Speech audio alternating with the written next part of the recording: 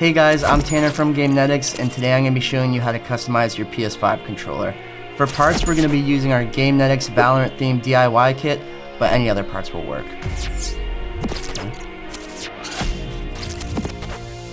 So once you purchase your Gamenetics DIY kit, it's going to come in this nice magnetic case.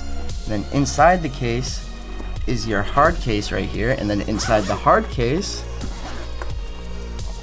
is your DIY kit. It's gonna come looking like this, so you can kind of see what the controller is gonna look like. Let's get these over to the side, and then inside the controller shell will be our tools, and then with our touchpad, it's just taped to our bag of buttons right here. So first we are going to get our blue tool out of the bag to safely take apart the shell. So right here is where you're going to start on the trim piece. There's a little edge right here between the trim piece and the back shell, and you can get your pry tool right in there. Just pull that off. Same on the other side. So once both sides are pulled off, you can place it face down and just kind of pop it right out like that. And then to remove these two pieces, it's mostly just these right here holding it together, and you can pop these ones out too, just like that, and then it easily just comes apart like that. So alright, let's get into the building. Alright, so let's grab our controller right here that we're going to be customizing. Get these off to the side over here. Let's get all our tools out. We've also got some extra screws in here in case you lose some. So basically the same thing like we did. We have to get this off first with our pry tool. Get that in there. Same thing as when we were pulling apart our shell. Sometimes they are a little bit of a tight fit, but you should be able to get in there. Pop that right off. Set this over. So we are going to be taking out these screws first right here. So let's grab our screwdriver. There's that one. Same thing on this side. I like to put these screws in a pile as well so I don't lose them. Then now you take your pry tool again, place your controller so the back is facing you, press down a trigger, and in that little space you can hook that right under and pop it out. Same thing on this side.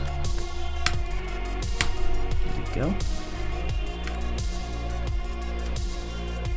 And under that is your next screw that you're going to get to. They are in there pretty tight from the factory. But there we go. One's down. One more to go. Get some elbow grease in there. Okay. That one is out. Let's group our screws together. And same thing as when we were disconnecting all the shells. I usually like to get my fingers in here a little bit so there's a little bit more pressure. Just pop that two little latches off right here. It comes apart really easy, just like before. Alright, so now that we are into our controller, first thing is to remove the battery. And that's just held in right there. Just unplug it. First screw we're going to get to is right behind the battery. That in our pile. And then this right here, we're gonna just pull out, just like that. Just a little ribbon cable. Now we can safely remove that. Now these 4 ribbon cables are the next thing you're gonna want to remove. So pull this right out, that right out, this one, and this one too. Okay. So now that these are all disconnected, push right on the back right here of your thumbsticks, push that right out, come out really easily, and lay it back. Now, on the sides right here and here is the next screws we're going to be getting. So let's unscrew these out. There we go. The next one. There we go. Make sure that this does not get stuck by the little magnet rumble pad. That can definitely happen, but really easy to get out. Alright, put those in our pile. The next screws that we're going to be grabbing are these two silver ones right here. These two are really what holds the internals to the front shell. Okay. Get those out of there. Put them back in our pile. So when you do take this apart, make sure that your top ribbon cable can feed right through that easily so it doesn't get caught, just like that. And then they will disconnect just like that. You put this over there, and first thing we are going to get to is the triggers. The triggers are held together by these two screws right here, these two screws right there. So once we get those, we will be able to modify those triggers. Got this one out. We'll just do one at a time. And on our actual trigger piece right here, we've got 3 screws on this side, and then under this ribbon cable. So you can grab right on the edge right there, just gently pull that out, disconnect it. We will start on our side screws here. You're going to want to make sure that you keep these grouped with only the trigger screws as well, because they're not the same size as the other ones.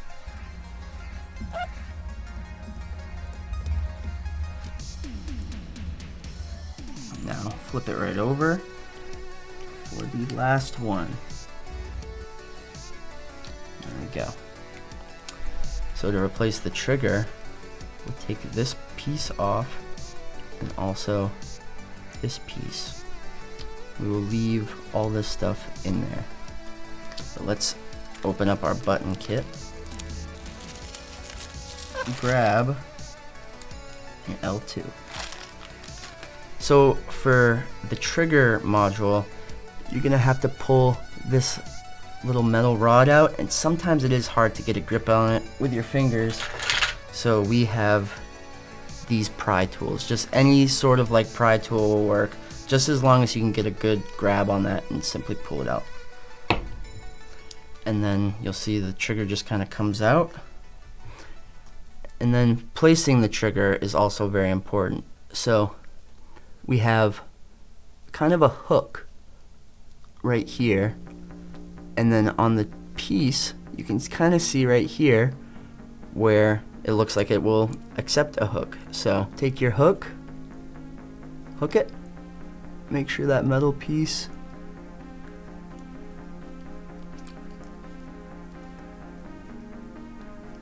is lined up with the cutout. Leave it pressed down, get your metal piece, put it right back in, and you're good to release. Take this piece, make sure this cog is your haptic trigger feedback. So you'll see on the top has a like half circle covering the cogs, but on the bottom the cogs are free. So make sure these line up when you're placing that back on. Just a little test you can do is this should be able to move freely. So that's the first test. You can push like that and just give it some force to see if that haptic feature is still going, and if it goes down like normal, you're all set. So you take the cover piece, just put that right back on. Let's screw it back together. You can also test it like that and find out. Okay. Screw these back in.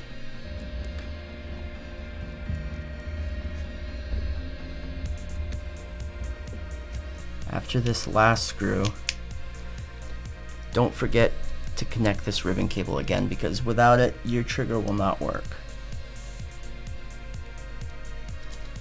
Slide that back into its slot. And sometimes you might have to get your pry or your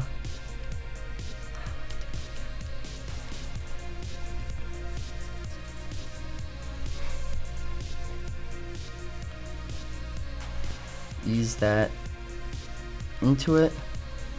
And sometimes if you can't get it with your finger, you might need the help of one of these clamp tools again, just to get a grip on it. There we go. If you have your clamp tool, just push it right down in. Make sure it's connected nice. Okay, so this trigger is done. Let's connect it back. You'll see where your screw holes line up. Let's go ahead and connect this first screw. Make sure that you really tighten these so there's no wobble on your trigger piece. Make sure we get those good. Check for any wobble, nothing. Okay, now that trigger is completely done. Let's go on to our other one.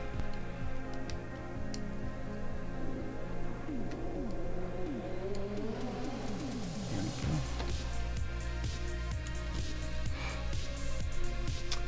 3 screws on the side.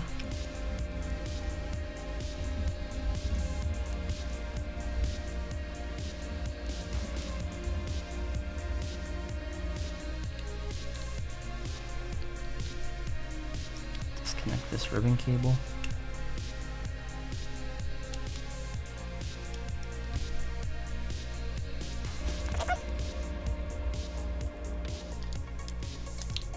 There we go. Take off our cover. Take this part out.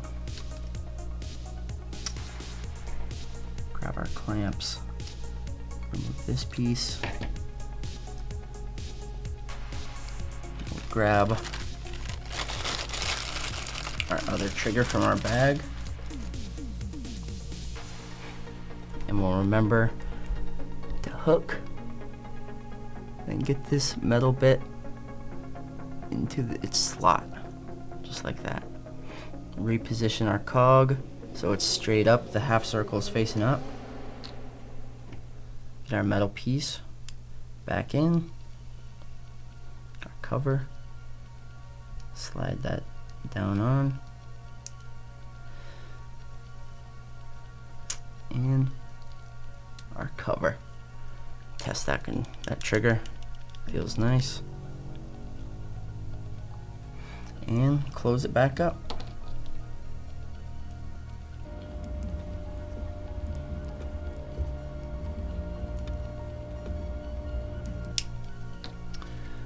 And connect your ribbon cable at the end.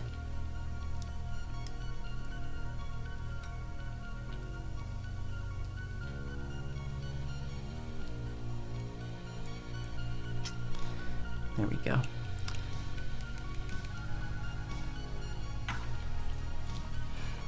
I'm gonna go ahead and attach the trigger piece back to the internals.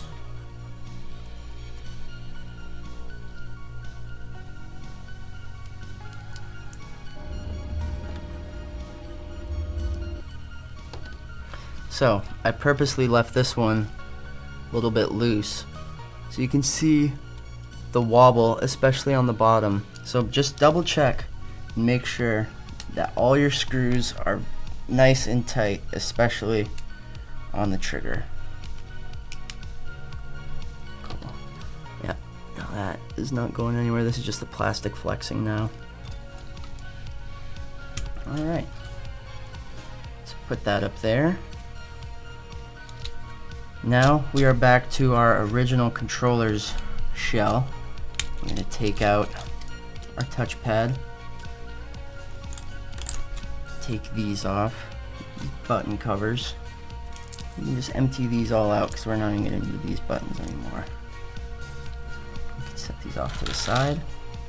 But what we will need is this little piece right here, this rubber mold to hold the buttons. Take off the cover for the PS button. Get that out. And we're also going to need this. You kind of squeeze the edges, pull up at the top, it comes out.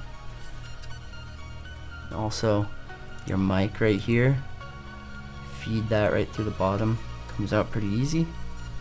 And our thumb rings. Usually what I do, thumb in like that, go like that. Yep. Now this controller shell, nothing on it that we need. And put this to the side as well. So, first with the touchpad, we're going to be unscrewing the two screws in the two corners right here. There's two. Let that ribbon cable feed right through the hole. Then with your touchpad, you're going to take your blue tool again, get under the edges. You can kind of get under the edge of this circuit, get around to the middle, and pop the edges up along with the middle, and just kind of keep going back and forth like I am right here. And you'll feel it start to come up nice and easy. There we go. So now that we have our touchpad circuit board, we grab our new touchpad, and you can actually just leave this tape right on, and it will help that stick right there. And I just like to press it down and take our old piece, feed the ribbon cable through, and just screw the screws back in.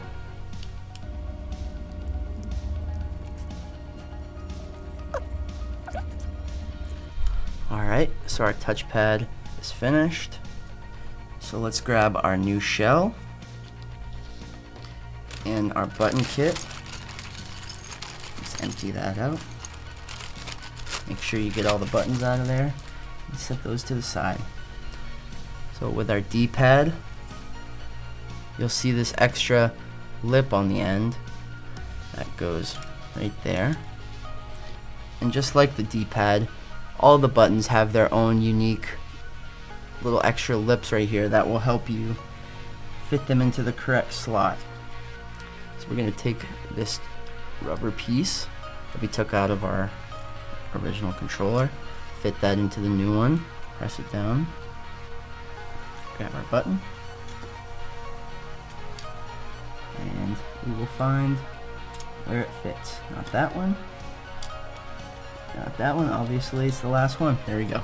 Okay. Get our next button. Start going around and filling them out. This one looks like it's right there. Yep. The last one. We can take this other rubber cover piece, push it right back down. It's got 4 pins on each side to help you place it. So just make sure they're all fitting in that pin. Press them, nothing comes loose. You're all set. Same thing with the D-pad. 4 pins. Okay. Take our touchpad. Hold your controller like this, and then kind of put it under this part right here, and snap it in. line up with these two right here. You're all good. Grab our menu and option buttons. Slide those right in, right here. Can't forget our PlayStation button. Put that right in the slot and cover it with the rubber. Also, this just snaps right back into its spot really easily. With our thumb rings, you can actually have the teeth right here, and they fit right into the teeth. Nice and easy. Same with this side. Nice and easy. Okay. So now we'll take our internals. One hand shell, one hand internals. Just line up this ribbon cable to fit right through. We'll take our silver screws that hold it together. We're gonna get these in first. Right on the edges of this white bit is where they go. One thing you want to do before you close it up, give your touchpad a couple clicks and make sure that it's clicking. If it's not clicking, you've screwed these in too hard and you can loosen them up and that click should be back. But I've got the click, so I'm all set. Let's grab our two other screws, get them into the sides here.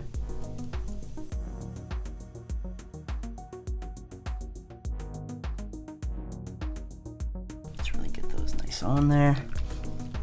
Okay.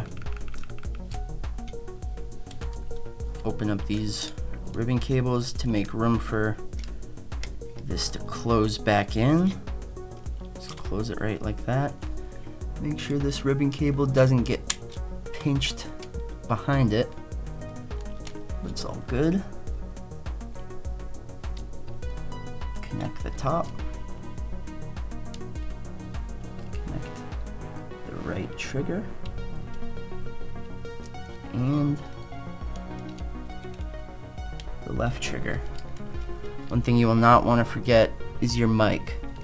I usually do this at this point right here. Feed it back into the hole that you took it out of. There we go. Grab it right there. It will catch right there. Also has a little extra spot that you can slide right in so it sits really nice. And then you're gonna want to connect, make sure that it is connected. Alright, so we are almost there. Grab our battery holder, put that right back on. Another screw.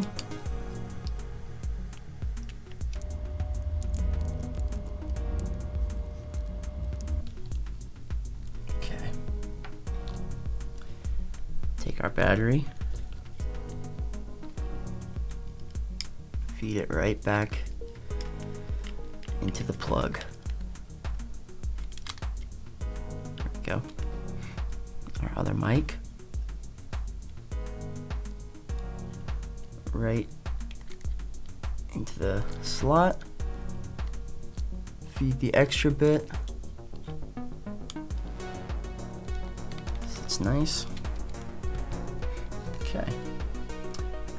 Grab our back shell. Have it laying just like this. And you're gonna want to take these pieces, just line them up right there. And then just push. It should connect.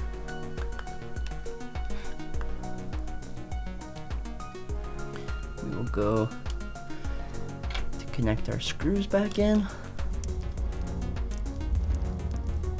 There's one.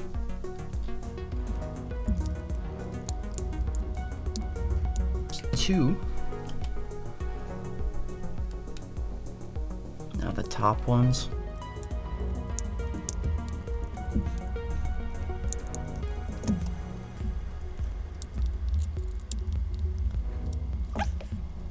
And the final one.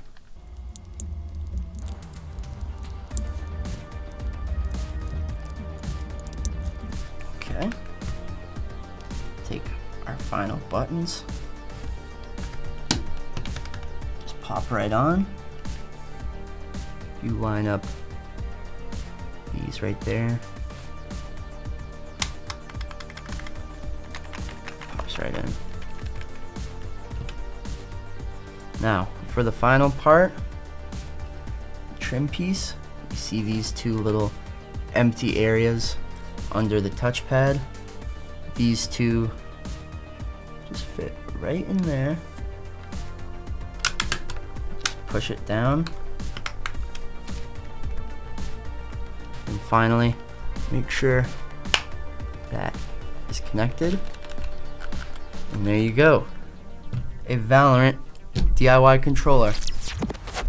Alright guys, well I hope that helped you customize your very own PS5 controller. If you want to take a look at what we offer, you can head over to Gamenetics.com or the link will be right in the description. Thanks for watching guys, we'll see you next time.